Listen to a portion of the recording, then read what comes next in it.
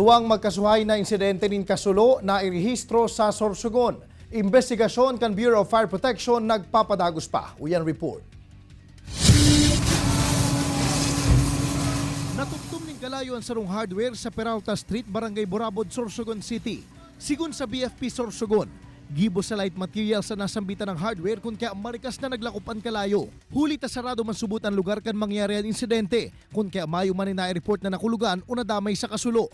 Sa kunya nagpapadagos pa ang investigasyon kan mga otoridad nga ning maaraman ang pigikanan kan kalayo asin ang kantinad kan danyos na pigwalat kaini. Mientras tanto, sa Roman na 6-wheeler truck ang biglang nasulo mantang nakaparada sa Barangay Zone 4, Bulan, Sorsogon. Tulos man na nagresponde ang mga personahes kan BFP kung kaya tulos man na napalsok ang kalayo. Sa ngunyan padagos pang pigaaram kan mga otoridad ang rason ka nasambitan ng kasulo. Sir, ang ating investigators po ay current pong nag-iimbestiga. Wala pa po tayong official na cause, pero initial investigation shows po na somewhere sa ilalim ng ating vehicle. Ini si Jesse Cruzat, Balitang Bicolandia.